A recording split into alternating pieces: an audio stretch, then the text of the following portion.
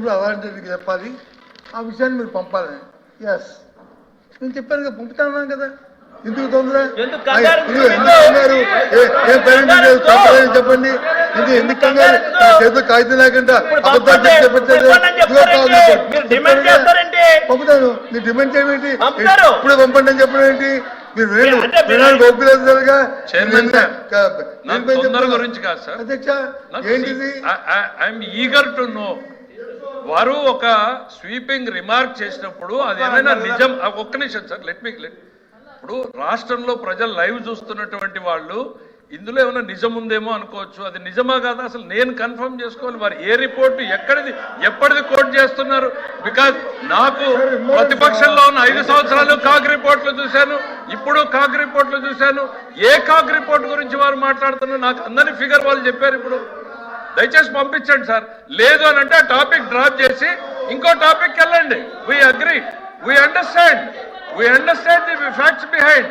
Paper పంపండి, లేదంటే next topic వెళ్ళండి. మీ పరిస్థితి అర్థమైంది మాకి. నేను గారు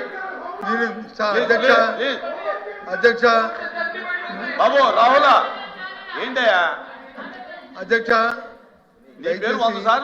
దయచేసి నేను చెప్తాను, మళ్ళీ చెప్తున్నాను.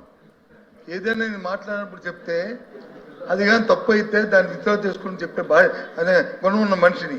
అంతేగాని వినండి, విను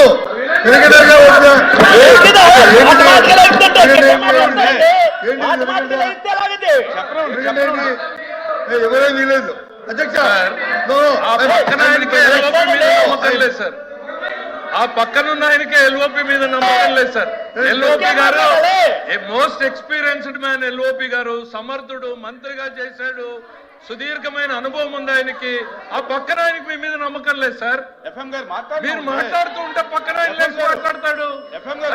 మీ అనుభవాన్ని మేము ఇక్కడ చూసి ఎల్ఓపి గారు అనుకుంటుంటే ఆ పక్కన ఆయనకి మీ మీద నమ్మకం లేకుండా మీరేదో సరిగా చెప్పలేదు, నేను చెప్తాను ఆగండి అని చెప్పి మాట్లాడుతున్నాడు. ఇప్పటికే ఆయనే మాట్లాడుతున్నాడు. ఎఫ్ఎం గారు మీరు అడిగారు, ఆయన పంపుతాను అన్నాడు, తెప్పిద్దాం. వినండి, ఏం చెప్తానండి, ఇస్తానంటున్నారు కదా అధ్యక్ష.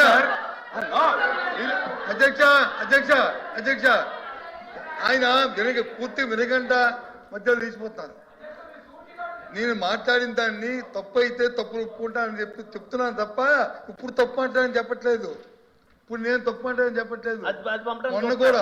మొన్న కూడా సభలో వినండి దయచేసి అధ్యక్ష, మొన్న కూడా సభలో చెప్పాను.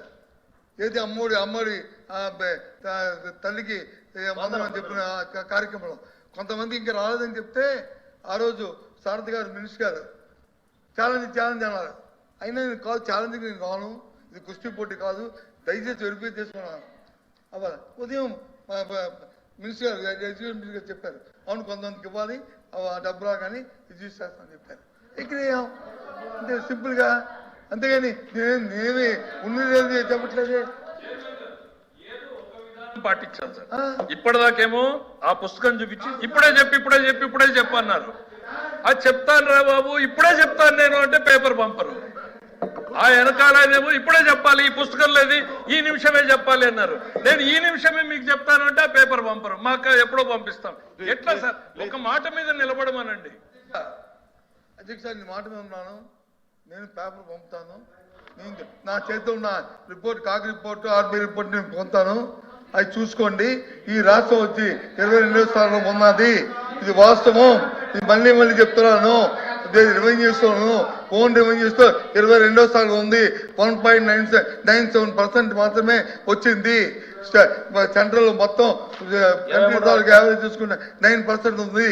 అయినా మీకు వచ్చి 1.97% వచ్చింది. ఇది వాస్తవం. మీరు చూసి కాదని చెప్పండి, మీరు వాదించండి, అంతేగాని ఏంటిది?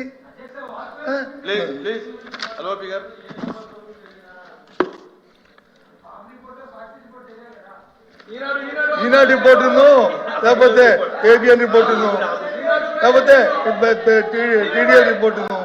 అధ్యక్ష, ఇది చాలా అనవసరంగా కామెంట్ చేయకూడదు. నేను అడుగుతుంది ఒకటి, మీరు ఏదైతే ఈ బడ్జెట్లో ఇంకో విషయం అధ్యక్ష, ఇంతసేపు మా మా మినిస్టర్ గారు వచ్చి పాపం ఆవేశపడి ఎందుకు ఆవేశపడుతున్నారో నాకేది అర్థం అవ్వట్లేదు. ఊరికనా మా ప్రధానమంత్రి ఫసల్ బీమా ఉంది, కాప్ ఇన్సూరెన్స్ సంబంధించి ఎంత అధ్యక్ష ఈ సంవత్సరం బడ్జెట్ పెట్టింది 250 కోట్లు, 54 కోట్లు. మన రాష్ట్రానికి ఎంత కావాలి అధ్యక్ష? ఆలోచించండి అధ్యక్ష. ఇదేనా రైతు ప్రభుత్వం? ఏనండి మీరు మాట్లాడి చెప్పండి సమాధానం. మీరు మాట్లాడి చెప్పండి సమాధానం. మీరు మాట్లాడి చెప్పండి. ఇంకా ఎన్ఆర్జీస్కి ఈ బడ్జెట్లో 8,500 కోట్లు వచ్చి పోస్ట్ చేశారు. స్టేట్ గవర్నమెంట్ పోర్షన్ ఎంత అధ్యక్ష? 40%. 40% మన బడ్జెట్లో 3 లక్షల కోట్లు ఎన్ఆర్జీస్ రాష్ట్రంకి ఎంత కావాలి? ఇగో 40% వచ్చి ఎంత అవసరం అనేది ఈ పుస్తకం చూపెట్టుకున్న అధ్యక్ష.